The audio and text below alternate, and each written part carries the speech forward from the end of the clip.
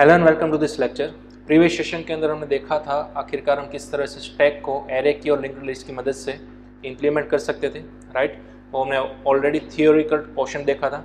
आज के सेशन के अंदर हम देखेंगे एरे को मैं आपको थियोरिटिकली और प्रैक्टिकली दोनों के दोनों इसी सेशन के अंदर बताना वाला, ठीक है।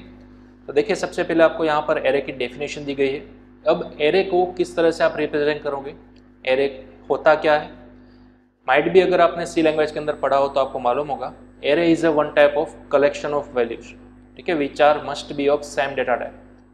मल्टीपल वैल्यूज जो है वो आप एरे के अंदर स्टोर कर सकते हो, लेकिन शर्त एक ही है, एरे के अंदर जितनी भी वैल्यूज आप इंसर्ट करते हो उन सभी की डेटा टाइप क्या होनी चाहिए, कंपलसरी सेम ही होनी चाहिए। मतलब कि अगर आपने एक बार एरे के अंदर इंटीजर वाली वैल्यू डाल दी तो फिर अगेन एंड अगेन आप सिर्फ और सिर्फ इंटीजर वाले ही वैल्यू डाल सकते हो, ना कि फ्लोट और कैरेक्टर डेटा टाइप वाली, ठीक है। तो देखिए, सपोज यहाँ पर मैं कुछ इस तरह की आपको फिगर दिखाना चाहता हूँ। देखिए, यहाँ पर हमने पहले n = 5 ले लिया, उसके बाद हमने a of n क्रिएट किया, यानी कि इनडायरेक्टली ये जो 5 है वो कहाँ पे है, यहीं पर है, ठीक है। तो यहाँ पर a of 5 यानी कि आपका एक एरे क्रिएट हो गया जिसकी साइज आपने कितनी लगा दी, 5। तो ऑब्वियसली इनसाइड ऑफ एरे आपके पास 5 एलिमेंट्स हो सकते हैं, ठीक है। तो आप कोडिंग के जरिए कुछ इस तरह से लिखोगे और बिहाइंड द सीन रैम के अंदर मेमोरी में कुछ इस तरह का ब्लॉक बन जाता है, ठीक है, जिसके अंदर फर्स्ट पोजीशन होगा 3, दूसरे पर होगा 5, दैन 2, 7 और 8, ठीक है। 5 वाला एक ब्लॉक बन चुका है। इन सभी को हम बोलेंगे एलिमेंट्स।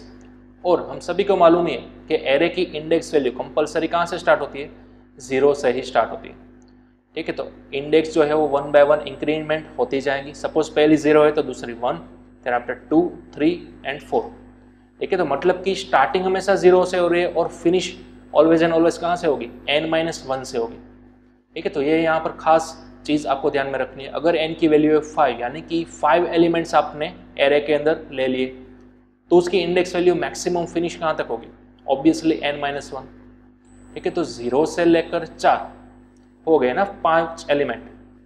तो फर्स्ट आप 0 से इंडेक्स वैल्यू स्टार्ट करते हो, इसीलिए फिनिशिंग इंडेक्स वैल्यू कौन सी बनती है आपकी, n-1 वाली, ठीक है। तो ये थोड़ा सा थियोरेटिकल पोर्शन हो गया। अब इनको हम इंप्लीमेंट करेंगे थोड़ी देर के अंदर कोडिंग के अंदर सी लैंग्वेज में, ठीक है। लेकिन सबसे पहले आप इसका स्क्रीनशॉट लेना चाहते हो तो इनका स्क्रीनशॉट आप निकाल सकते हो, ठीक है। यहाँ पर हमने साइज लगा दी है n = 5 की, इसलिए हमारे पास 5 एलिमेंट्स वाला कुछ इस तरह से बॉडी ब्लॉक बन जाता है, ठीक है। इसके अंदर ग्रेजुअली 0 से लेकर 4 तक सभी एलिमेंट्स 1 बाय 1 पुटअप होते रहते हैं, क्लियर। तो हमने एरे की सबसे पहले डेफिनेशन समझी, ठीक है। बिहाइंड द सीन किस तरह से एलिमेंट स्टोर किए जाते हैं वो हमने समझा। अब हम एरे के कुछ ऑपरेशंस को समझने वाले हैं, ठीक है। एरे तो आप बना लेते हो, अब इस तरह से आप स्टैटिक एरे बना लो या फिर यूजर के थ्रू इनकी वैल्यूज रिट्राइव कर लो, डजंट मैटर। लेकिन एरे बन जाने के बाद आप उन पर कौन कौन से ऑपरेशन परफॉर्म कर सकते हो वो हमें देखना है। तो देखिए, यहाँ पर हमारा टाइटल है फिलहाल क्रड ऑपरेशंस, ठीक है। आप एरे पर क्रड ऑपरेशन परफॉर्म कर सकते हो। क्रड ऑपरेशन यानी कि क्या, देखिए इन सभी का कुछ ना कुछ मीनिंग है, सभी लेटर का, ठीक है। सबसे पहले है हमारा लेटर C, उसके बाद है R, देन आफ्टर है U और उसके बाद है D। इसको बोला जाता है क्रड ऑपरेशन, ठीक है। तो व्हाट इज क्रड, सबसे पहले C की अगर हम बात करें, ठीक है, तो C यानी कि होता है क्रिएट, ठीक है। एरे को आपको क्रिएट करना है, क्रिएट हो जाने के बाद उसके अंदर आपको एरे के एलिमेंट्स इंसर्ट करने होते हैं, राइट। तो C स्टैंड फॉर क्रिएट या फिर साथ ही साथ इंसर्ट। उसी तरह R यानी कि रीड, ठीक है। एरे को आपको पढ़ना है या फिर एरे के अंदर मौजूद सभी एलिमेंट्स को आपको रीड करना है, तो फिर आप उसको रीड बोल सकते हो या फिर आप उसको बोल सकते हो रिट्राइव। उसी तरह से इसका एक और नाम है सिलेक्ट और उसका एक और सिनोनिम है फैच,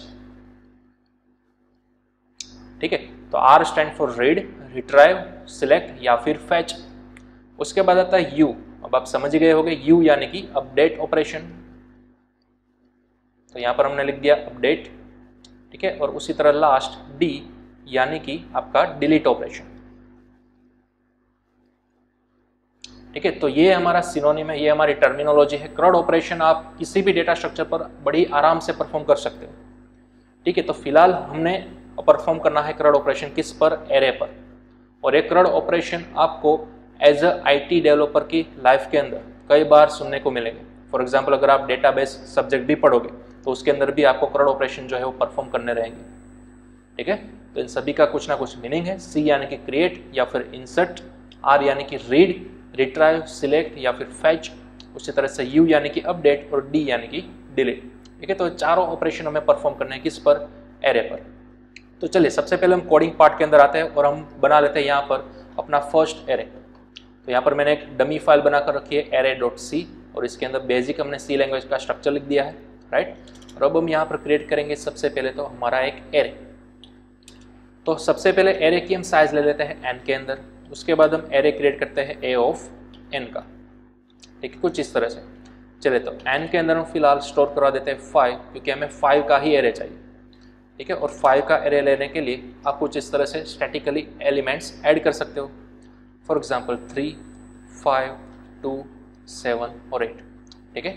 चलिए हमने अपने फर्स्ट थियोरेटिकल पोर्शन के अंदर कौन कौन से एलिमेंट लिए थे, 3, 5, 2, 7, 8।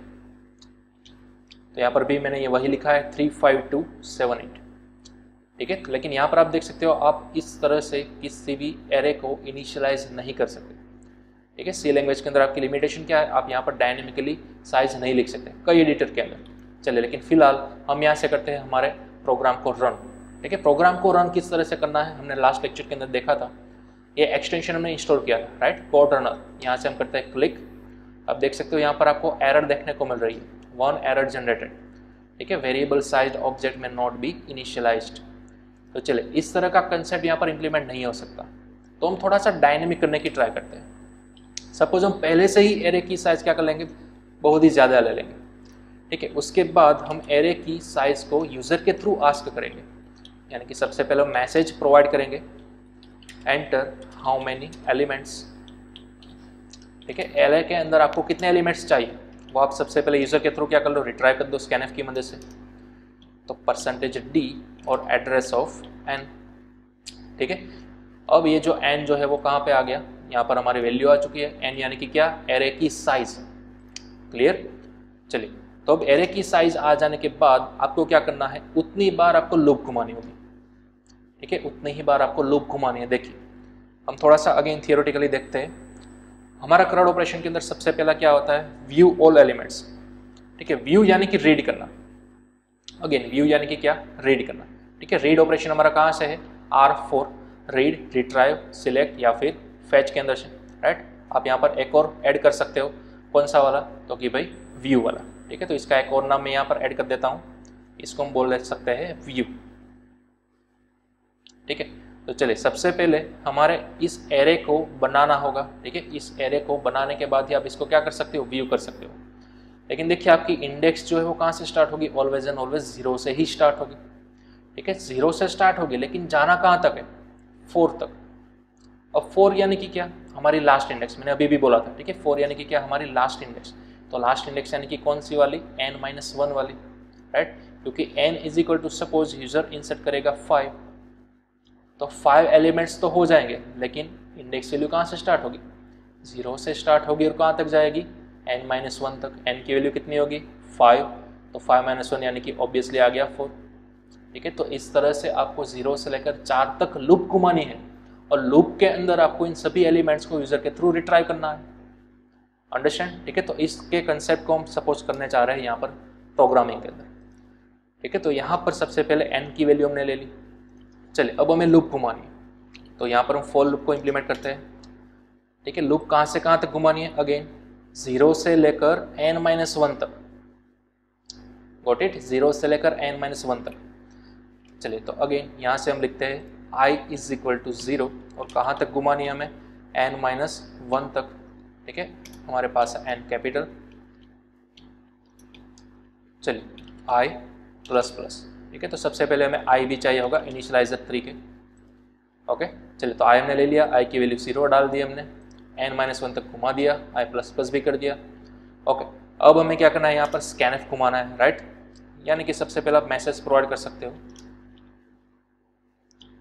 थोड़ा सा डायनेमिक में यहाँ पर बनाने की ट्राई कर रहा हूँ, ठीक है। एरे का नाम है a, यहाँ पर मैंने डाल दिया %d और यहाँ पर हम प्रोवाइड कर देते हैं i, ठीक है। i की वैल्यू यूजर को दिखाई देगी कुछ इस तरह से, एंड देन आफ्टर यूजर क्या करेगा, स्कैनफ करेगा, चलिए परसेंटेज डी। अब किसकी वैल्यू हमें स्कैन एफ करनी है? एड्रेस ऑफ ए ऑफ आई। ठीक है, ध्यान दीजिएगा, किसकी वैल्यू हमें स्कैन एफ करनी है? ए ऑफ आई, यानी कि एरे के ईच एंड एवरी एलिमेंट्स की। ठीक है, ये है हमारा एरे, राइट। इस एरे को हमने क्या नाम दिया है? ए। ठीक है, ए स्टैंड फॉर हमारा एल। अब एरे के अंदर ये जो 1 बाय 1 आपको एलिमेंट जो दिख रहे हैं, ठीक है, इसको बोला जाएगा ए ऑफ आई। आई क्या है? हमारी इंडेक्स वैल्यू है ना। ठीक है, तो अगर आप ऐसा लिखते हो ए ऑफ आई, यानी कि आप किसकी बात कर रहे हो? 3 की बात कर रहे हो। अगर आप लिखते हो ए ऑफ 1, तो आप किसकी बात कर रहे हो? 5 की बात कर रहे हो। इस तरह से मैं 1 बाय 1 लूप घुमाती रहनी है। कहाँ तक? 0 से लेकर n-1 तक। ठीक है, तो इस तरह से हमने क्या घुमाया? 0 से लेकर n-1 तक लूप घुमाया। और अब आपको ईच एंड एवरी एलिमेंट्स की वैल्यू जो है वो स्कैन एफ करनी है। ठीक है, स्कैन एफ हो जाता है। उसके बाद अगेन आपको व्यू करने के लिए, यानी कि आपको देखने के लिए फिर से आपको लूप घुमानी होगी। ये तो हमने लूप किस लिए घुमाई? एरे के एलिमेंट्स को रिट्राइव करने के लिए। अब हम लूप क्यों घुमा रहे हैं? उस एरे के एलिमेंट्स को देखने के लिए।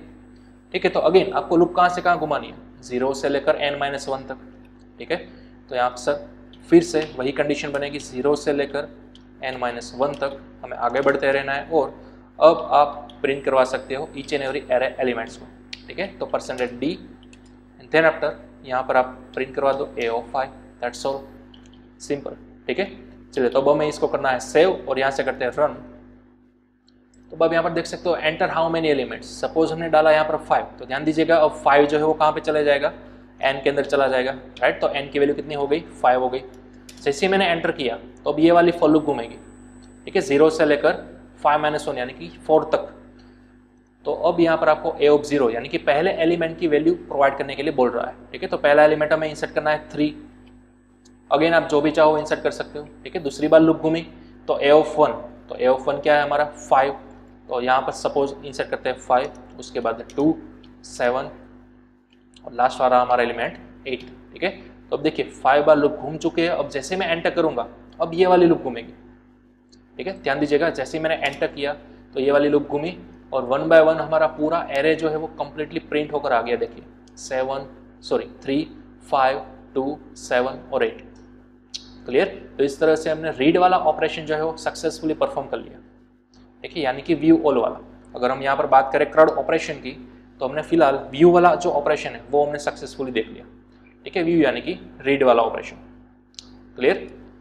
चलिए अगेन आ जाते हैं हम यहाँ पर, और अब हम थोड़ा सा हमारे प्रोग्राम को जो है वो स्टैंडर्डाइज करेंगे, थोड़ा सा स्ट्रक्चराइज करेंगे। ठीक है, हमें डायरेक्टली इसी तरह से नहीं करना है। क्लियर। सबसे पहले हमने क्या किया? एरे की साइज यूजर के थ्रू आस्क कर ली। ठीक है, एन की वैल्यू यूजर जो भी डालेगा वो आ जाएगा। उसके बाद हमें एरे की वैल्यू को फिलअप करना है, पूरे एरे को फिलअप कर लिया।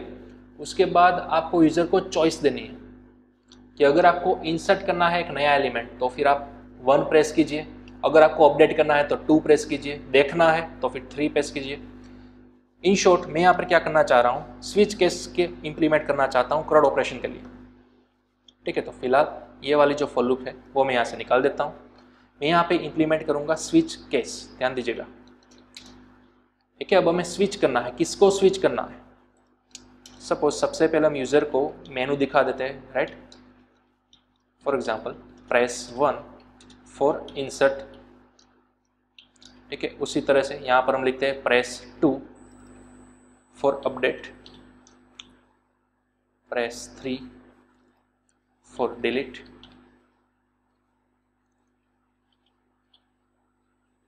देन आफ्टर उसी तरह से प्रेस 4 फॉर व्यू,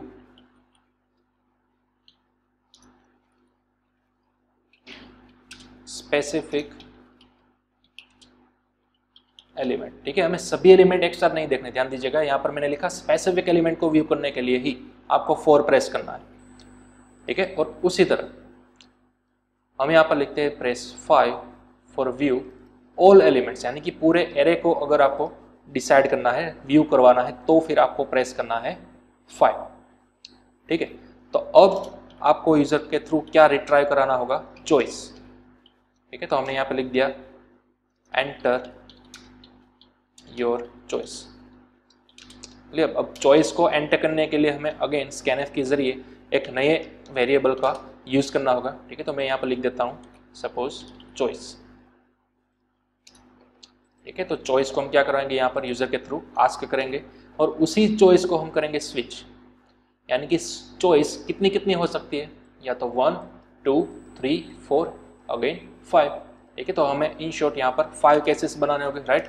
केस 1 के अंदर हम कौन सा लॉजिक इंप्लीमेंट करेंगे, इंसर्ट वाला। हम सभी को ख्याल है केस 1 की बॉडी जैसे ही खत्म होगी हमें करना होगा ब्रेक, राइट। तो इसी तरह से हमें केस को जो है वो डुप्लीकेट करते जाना है 5 टाइम्स। ठीक है, तो केस 2 के अंदर हम कौन सा ऑपरेशन परफॉर्म करने वाले हैं, अपडेट वाला। उसी तरह से केस 3 के अंदर हम परफॉर्म करने वाले हैं डिलीट वाला। तो यहाँ पर मैं लिख देता हूँ केस नंबर 3 और यहाँ पर हम करने चाहेंगे डिलीट ऑपरेशन। केस 4 के अंदर व्यू स्पेसिफिक एलिमेंट।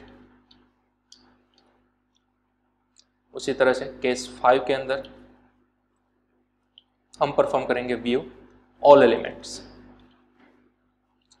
ठीक है, तो इस तरह से हमने कुछ स्विच केस की बॉडी को स्ट्रक्चराइज कर दिया। हाँ, अब पर्टिकुलर कोई भी ऑपरेशन को परफॉर्म करने के बाद हमें यूजर को चॉइस देनी है। क्या आप फिर से कोई ऑपरेशन परफॉर्म करना चाहते हो क्या, यानी कि बार बार आप ये कोई ऑपरेशन परफॉर्म करना चाहते हो। अगर नहीं करना चाहते तो फिर आप प्रेस कीजिए 6, प्रेस 6 फॉर एग्जैक्ट। ठीक है, अल्टीमेटली हमारा गोल क्या है, ये जो मेनू है और ये जो ऑपरेशन है वो यूजर बार बार कर सकता है। ठीक है, ना कि कोई एक स्पेसिफिक एलिमेंट ऐड करने के बाद उसका प्रोग्राम पूरा हो जाए, खत्म हो जाए। हमें ऐसा नहीं करना है। हमें क्या करना है, ये मेनू जो है वो लाइफ टाइम चलाते रहना है, जब तक यूजर 6 प्रेस नहीं करता तब तक। ठीक है, तो जितना कोड मैंने सिलेक्ट किया हुआ है इन सभी कोड को हमें क्या करना होगा, लूप के थ्रू चलाना होगा। कब तक, जब तक यूजर 6 नहीं प्रेस करता तब तक। ठीक है, तो मैंने क्या किया, फिलहाल सिलेक्ट किए हुए कोड को मैंने कर लिया कट और मैं यहाँ पर वो चीज करूंगा डू व्हाइल की मदद से इंप्लीमेंट। ठीक है, यहाँ पर मैंने लगा दी डू व्हाइल लूप। अब वो जो हमने कट किया हुआ कोड था वो मैंने यहाँ पर कर दिया पेस्ट। ठीक है, डू के अंदर मैंने पूरा का पूरा कोड जो है वो पेस्ट कर दिया है। ठीक है, अब ये कोड जो है वो मुझे एग्जीक्यूट करते रहना है, लेकिन कब तक, जब तक कि आपकी चॉइस, यूजर की चॉइस किसके बराबर नहीं आ जाती, 6 के बराबर नहीं आ जाती तब तक। ठीक है, यूजर जो है वो जब भी 6 को प्रेस करेगा तब आपका लूप कंप्लीटली एग्जीक्यूट हो जाएगा, टर्मिनेट हो जाएगा। ठीक है, तो हमने 5 केस बना दिए। हाँ, अगेन हमें केस नंबर 6 भी चाहिए होगा। यहाँ पर हमें कुछ भी नहीं करना है, सिंपल कर देना है ब्रेक।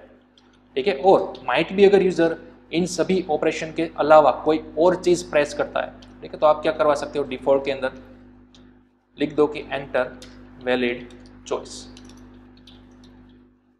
ठीक है, तो इस तरह से हमने 6 केस बना दिए, डिफॉल्ट वाला स्ट्रक्चर भी हमने बना दिया। ठीक है, तो चलिए अब हम आगे बढ़ते हैं और देखते हैं कि किस तरह से हम इस स्विच केस को इंप्लीमेंट कर सकते हैं।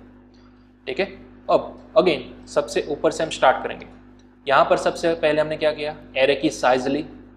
ठीक है, उसके हिसाब से हमने यहाँ पर लूप घुमाई। ठीक है, स्कैनएफ वाली, यानी कि एरे के सभी एलिमेंट्स हमने ले लिए। अब जाकर आपको ये मेनू दिखाई देगा कि अब आपको बने हुए एरे में से कौन सा ऑपरेशन परफॉर्म करना है। सपोज अगर आपको पूरा का पूरे एरे जो बना हुआ था, ठीक है, उसको देखना है तो फिर यूजर यहाँ से क्या प्रेस करेगा, 5 प्रेस करेगा, राइट, जो कि चला जाएगा चॉइस के अंदर। चॉइस यहाँ पर आ गई तो अब आपका केस नंबर 5 जो है वो राइट हो जाएगा, ट्रू हो जाएगा। तो ये वाला केस चलना चाहिए जिसके अंदर आपको सभी एलिमेंट्स दिखने चाहिए। ठीक है, तो केस 5 के अंदर हम क्या करेंगे, सिंपल लूप घुमानी है। देखिए अब हमारा ये वाला जो फिगर था, ठीक है, वो आ गया, कौन सा, व्यू ऑल एलिमेंट वाला। अब जो है वो हमें लूप घुमानी है, कहाँ से कहाँ तक, 0 से 4 तक, यानी कि 0 से n-1 तक, यहाँ से यहाँ तक आप लूप घुमाइए। ठीक है, क्यों आपको लूप घुमानी है, क्योंकि आपको सभी एलिमेंट्स चाहिए। ठीक है, a of 0, a of 1, a of 2, a of 3 और a of 4, सभी एलिमेंट्स आपको देखने हैं, सभी एलिमेंट्स आपको व्यू करने हैं। Got it. तो चलिए अब केस नंबर 5 के अंदर आपको लूप घुमानी है। i बराबर कहाँ से, 0 से स्टार्ट करना है, कहाँ तक जाना है, n-1 तक जाना है। ठीक है, i प्लस प्लस। चलिए, और अब आप यहाँ पर देख सकते हो प्रिंट एफ, यहाँ पर हम लिखते हैं %d और a ऑफ i, यानी कि हमारे एरे के अंदर मौजूद ईच एंड एवरी एलिमेंट मुझे चाहिए प्रिंट। क्लियर। और ये लूप घूम जाने के बाद अब न्यू लाइन के अंदर आने के लिए सिंपल यहाँ पर लिख सकते हो सिलेक्शन। ठीक है, चलिए, तो अब हमने सेव कर दिया और अब यहाँ से करते हैं हम हमारा प्रोग्राम को रन। चलिए, तो अब आपको यहाँ पर मिल रहा है enter how many elements. Again मैं यहाँ पर 5 एलिमेंट्स लूँगा। ठीक है, कौन कौन से, 3, 5, 2, 7 और 8। अब ध्यान दीजिएगा, जैसे मैं एंटर करूंगा हमारी लूप खत्म हो गई और हमें ये वाला मेनू दिखाई दिया, right. Press 1 for insert, 2 for update. तो इनमें से सपोज मैं यहाँ पर फिलहाल प्रेस कर रहा हूँ 5, यानी कि व्यू ऑल एलिमेंट। चलिए, तो मैंने यहाँ पर प्रेस किया 5। तो अब देखिए, जैसे मैंने प्रेस किया 5, आपका पूरे एरे यहाँ पर हो गया डिस्प्ले। जैसे डिस्प्ले हो गया, आपको फिर से वो मेनू दिखाई दिया, ठीक है। अगेन मैं यहाँ से 5 प्रेस करता हूँ और एंटर प्रेस करूँगा, तो फिर से आपको ये वाला एरे दिखाई दिया। देखिए, ये पहली बार हमने जब 5 किया था तब वाला एरे, दूसरी बार जब हमने 5 प्रेस किया तब वाला एरे, ठीक है। और ये मेनू जो है वो बार बार आता ही रहता है। क्यों? क्योंकि हमने डू वाइल के अंदर उनको इम्प्लीमेंट किया है। कब तक आता रहेगा? जब तक यूजर 6 प्रेस नहीं करेगा तब तक। तो अब हम यहाँ पर प्रेस करते हैं 6, जैसे एंटर किया तो अब आपका प्रोग्राम जो है वो सक्सेसफुली टर्मिनेट हो चुका है, ठीक है। तो मतलब कि हमारा जो मेनू था, हमारा जो लॉजिक था स्विच केस का डू वाइल के साथ, वो परफेक्टली काम कर रहा है, ठीक है। तो ये हमने देखा व्यूज ऑल एलिमेंट। चलिए, अब हम आगे बढ़ते हैं और देखते हैं next, view a specific element, यानी कि व्यू ओनली वन एलिमेंट, ठीक है। आपके पास लूप तो है ही, ठीक है। 0 से स्टार्ट करना है, कहाँ तक जाना है? n-1 तक जाना है, ठीक है। आपकी लास्ट इंडेक्स वैल्यू होगी, तो 0 से लेकर आपको जाना है n-1 तक। Got it? यहाँ से तो यहाँ पर आपको लूप तो घुमानी है। अब सपोज मेरे पास क्या है, व्यू वन एलिमेंट, यानी कि आपको यूजर को सबसे पहले रिट्राइव करना होगा एक वैल्यू, कि आपको कौन सी पोजीशन वाली वैल्यू चाहिए। सपोज यूजर ने डाला p इज इक्वल टू 2, यानी कि पोजीशन वैल्यू यूजर ने डाली 2, ठीक है। तो पोजीशन वाली 2 वैल्यू यहाँ पर सिलेक्ट हो गई, तो 2 पर कौन सा एलिमेंट मौजूद है? 2, ठीक है। तो आउटपुट के अंदर क्या आना चाहिए? ओनली 2 ही आना चाहिए और कुछ भी नहीं आना चाहिए। पूरा एरे अब आपको डिस्प्ले नहीं करना है। ध्यान दीजिएगा, लूप तो आपको स्टार्टिंग से लेकर फिनिश तक घुमानी ही घुमानी है, लेकिन आपने वो लूप क्यों घुमाई? क्योंकि यूजर के द्वारा दिए गए पोजीशन की वैल्यू आपको चेक करनी है। क्या यूजर ने वैल्यू जो दी है पोजीशन की, उस पोजीशन पर कोई वैल्यू है भी या नहीं। अगर ये वैल्यू अवेलेबल है, ठीक है, तो ये वैल्यू आपको शो करनी है, यानी कि हमारा आउटपुट आना चाहिए ओनली 2। Got it? तो अब हमें क्या करना होगा? लूप घुमानी है स्टार्टिंग से फिनिश तक। अब उसके अंदर एक कंडीशन भी देनी होगी, राइट, कि अगर कोई भी पोजीशन किसके बराबर हो जाए, इंडेक्स वैल्यू के बराबर मैच हो जाए, तो ही वो वैल्यू आपको डिस्प्ले करनी है, ठीक है। अब इंडेक्स वैल्यू को हमने किस तरह से रिप्रेजेंट किया था? आई की मदद से, राइट। लूप के अंदर घुमाते हुए हम आई लिए थे ना, तो आई को ही आपको कंपेयर करना होगा किसके साथ? पोजीशन, यानी कि पी के साथ। Got it? तो जब भी आई की वैल्यू पी इक्वल हो जाती है, तभी आपको वो एलिमेंट जो है वो डिस्प्ले करना है, ठीक है। तो ये थियोरेटिकल पार्ट हो गया, मैंने समझाया। चलिए, अब देखते हैं हम प्रोग्रामेटिकली। चलिए, तो व्यू स्पेसिफिक एलिमेंट वाला ऑपरेशन हमें कहाँ पर करना था? केस नंबर 4 के अंदर। तो यहाँ पर तो सबसे पहले हमने क्या करना है? 0 से लेकर n-1 तक लूप घुमा देनी है। चलिए करते हैं। 4 i बराबर कहाँ से कहाँ तक? 0 से less than equal to n-1 तक i प्लस प्लस, ठीक है। अब आपको लूप घुमा देनी है। चलिए, हमने लूप तो घुमा दी। अब फॉर लूप को घुमाते घुमाते हमें अंदर कंडीशन भी तो चेक करनी है कि कहीं p की वैल्यू i बराबर तो नहीं हो रही, ठीक है। तो अब हमें यहाँ पर क्या करना होगा? इफ कंडीशन लगानी होगी, क्या p की वैल्यू जो है वो i इक्वल हो रही है या नहीं, ठीक है। लेकिन अब बोलोगे कि सर p क्या है? p इज द पोजीशन, ठीक है। तो हमें सबसे पहले पोजीशन वाला वेरिएबल भी लेना होगा। चलिए, तो हाँ, केस 4 के अंदर आते आते सबसे पहले आपको यूजर के थ्रू p पूछना तो होगा, ठीक है। तो यहाँ पर हमने लिख दिया printf एंटर पोजीशन। आप कौन सी पोजीशन वाली वैल्यू को सर्च करना चाहते हो, राइट। तो वो यूजर क्या करेगा? इंसर्ट करेगा scanf की मदद से %d और एड्रेस ऑफ p। हो गया। तो अब हमें p की वैल्यू मिल चुकी है। p की वैल्यू यहाँ पर अगर मैच हो गई, ठीक है, लूप घूमते घूमते अगर यूजर ने जो डाला था पोजीशन वो अगर यहाँ पर मैच हो गया, तो फिर आपको करना है उस एलिमेंट को डिस्प्ले, यानी कि printf %d a of i या फिर a ऑफ p, ठीक है। आप दोनों भी लिख सकते हो। चलिए, तो बस इतना सा ही आपको करना था। लूप घूम जाने के बाद आपको सिंपल कर देना है न्यू लाइन के अंदर आने के लिए /n, ठीक है। तो चलिए सेव करते हैं और रन करते हैं। चलिए, हाउ मेनी एलिमेंट्स? 5 एलिमेंट्स। कौन कौन से? वही वाले हम डालते हैं 3, 5, 2, 7 और 8। चलिए, अब ध्यान दीजिएगा, अब हमें करना है कौन सा operation perform? View specific element वाला, यानी कि अब यूजर को प्रेस करना होगा 4। तो चलिए अब यहाँ पर प्रेस करते हैं 4। चलिए अब हमें पोजीशन रिट्राइव करने को बोल रहा है। आपको कौन सी पोजीशन वाली वैल्यू चाहिए? सपोज मुझे ये 2 चाहिए, ठीक है, तो 2 की पोजीशन कितनी है? 2, ठीक है, तो मुझे यहाँ पर डालना होगा 2। जैसे ही मैंने एंटर किया, देखिए आउटपुट क्या आ गया? 2 आ गया, ठीक है, क्योंकि 2 पर क्या था? 2 ही था। चलिए अब उसी तरह से हम रिट्राइव करना चाहते हैं 8 को, तो 8 की पोजीशन कितनी है? 4 है ना, तो अब हमें क्या डालना होगा? 4 डालना होगा, तब जाकर हमें 8 मिलेगा। देखिए तो अगेन सबसे पहले हम यहाँ पर करते हैं 4 यानी कि व्यू स्पेसिफिक एलिमेंट वाला ऑपरेशन।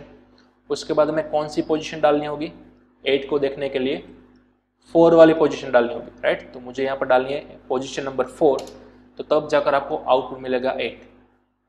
Got it. तो इस तरह से आपने व्यू स्पेसिफिक एलिमेंट वाला जो ऑपरेशन था वो आपने परफॉर्म सक्सेसफुली कर लिया, ठीक है। तो इसका कोड है व्यू स्पेसिफिक ऑपरेशन वाला, और यहाँ पर है व्यू ऑल एलिमेंट्स वाला। देखिए दोनों के दोनों एकदम सेम ही है, ठीक है, दोनों के अंदर सेम लूप घूम रही है 0 से लेकर n-1 तक।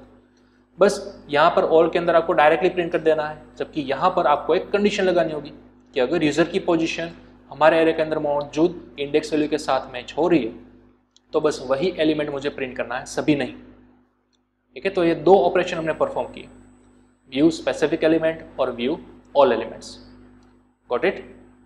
चलिए तो इसका भी आप स्क्रीनशॉट ले सकते हो, ऑपरेशन नंबर 4 और ऑपरेशन नंबर 5, यानी कि दोनों के दोनों हमारे क्या व्यू वाले। ओके चलिए अब अगेन हम यहाँ पर आते हैं और एक बार और हम रिव्यू करते हैं कि हमने कौन कौन से ऑपरेशन परफॉर्म किए। हमने व्यू 1 वाला किया, व्यू ऑल वाला भी किया, ठीक है। तो क्रॉड के अंदर हमने कौन कौन से ऑपरेशन परफॉर्म कर लिए?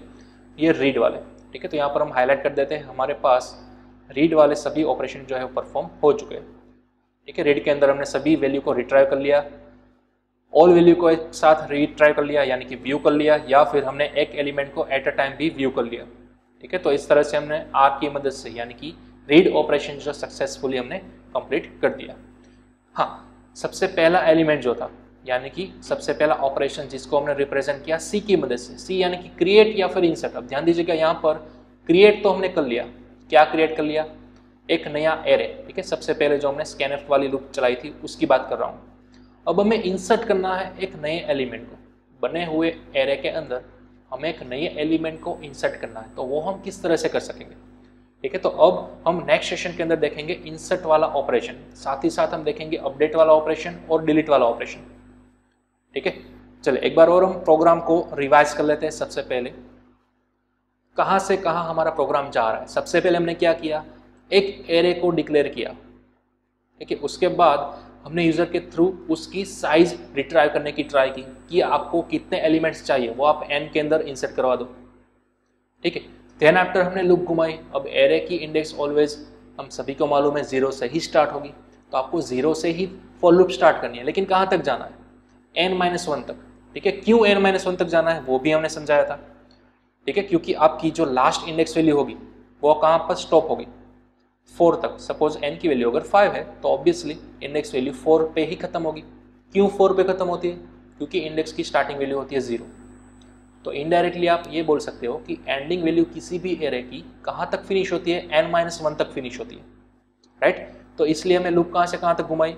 n-1 तक, ठीक है। 0 से हमने स्टार्ट किया और कहाँ तक हमने घुमाई? n-1 तक। क्लियर? चलिए तो n-1 तक हमने लूप घुमाई, उसके बाद हमने स्कैनफ किए सभी एलिमेंट्स को यानी कि a ऑफ i को। अब जाकर हमारा एरे जो है पूरा का पूरा फिलअप हो चुका है, ठीक है। एरे बन जाने के बाद आपको डिसाइड करना था कि अब आप उस बने हुए एरे पर कौन सा ऑपरेशन परफॉर्म करना चाहते थे। तो हमारे पास क्रॉड ऑपरेशन थे यानी कि इंसर्ट, अपडेट, डिलीट और व्यू, ठीक है। व्यू के अंदर 2 कैटेगरी थी, आपको कोई स्पेसिफिक एलिमेंट व्यू करना है या फिर सभी एलिमेंट्स व्यू करना है। तो इसके लिए हमने क्या किया? सबसे पहले तो एक मेनू क्रिएट किया, ठीक है। यूजर के पास एक और चॉइस ली जिसको हमें करवाया स्विच, ठीक है। केस 1 इस पर हम करवाने वाले हैं इंसर्ट, केस 2 पर अपडेट, केस 3 पर डिलीट, केस 4 के अंदर हमने क्या किया? व्यू स्पेसिफिक एलिमेंट, और केस 5 के अंदर हमने क्या किया? View all elements. हाँ, अगर यूजर 6 प्रेस करता है तो आपको डायरेक्टली ब्रेक कर देना है यानी कि अपने लूप को टर्मिनेट कर देना है, ठीक है। तो इस तरह से हमने यूज किया डू वाइल लूप को कि अगर यूजर ने डाली हुई चॉइस 6 के बराबर आती है तो इस लूप को कर दिया जाए टर्मिनेट, ठीक है। अदरवाइज ये पूरी लूप बार बार घूमती रहेगी यानी कि ये सभी मौजूदा ऑपरेशंस का मेनू यूजर को बार बार दिखाई देगा, ठीक है। तो चलिए सपोज यहाँ पर चॉइस यूजर ने डाली 5, तो यहाँ पर स्विच के अंदर क्या आ गया, 5 आ गया, तो मतलब कि केस नंबर 5 जो है वो ट्रू हो गया। तो आप चले गए केस नंबर 5 के अंदर, और यहाँ पर आपने क्या किया, सभी एलिमेंट्स को बताने के लिए, व्यू करने के लिए आपने अगेन वही वाली लूप घुमाई, 0 से लेकर लास्ट तक यानी कि n-1 तक सभी एलिमेंट्स को बड़े ही आराम से हमने कर दिया प्रिंट। क्लियर? और उसके बाद हमने कर दिया ब्रेक। तो ये तो बड़ा ही इजी था व्यू ऑल एलिमेंट्स को देखने के लिए। हाँ, अगर आपको कोई स्पेसिफिक एलिमेंट्स देखना हो तो फिर आपने क्या किया, सबसे पहले को यूज़र को आपने एक पोजीशन आस्क कर ली कि पहले आप पोजीशन तो डालिए कि आप कौन सी पोजीशन वाली वैल्यू देखना चाहते हैं एरे में से, वो वैल्यू तो आपको डालनी होगी सबसे पहले। तो वो हमने एक नए वेरिएबल के अंदर सेव करवा ली, पी के अंदर।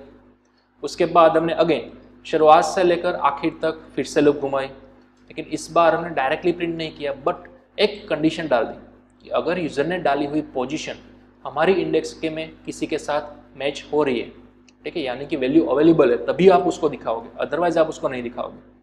बड़ी ऑब्वियस सी बात थी, ठीक है। तो इस तरह से हमने दो ऑपरेशन जो है वो परफॉर्म किए, राइट, व्यू ऑल एलिमेंट्स और view a specific element. Clear? तो चलिए अब हम यहाँ पर अपने लेक्चर को करते हैं स्टॉप। नेक्स्ट लेक्चर के अंदर हम देखेंगे बाकी के बचे तीनों एलिमेंट्स, इंसर्ट, अपडेट और डिलीट, और यही तीनों सबसे ज़्यादा डिफिकल्ट हो गए आपके लिए फर्स्ट टाइम अंडरस्टैंड करने के लिए, और थोड़े से लेंथी भी हो गए, ठीक है। तो उसको भी हम बड़ी सरल सी भाषा के अंदर सीखेंगे और अंडरस्टैंड करेंगे। क्लियर?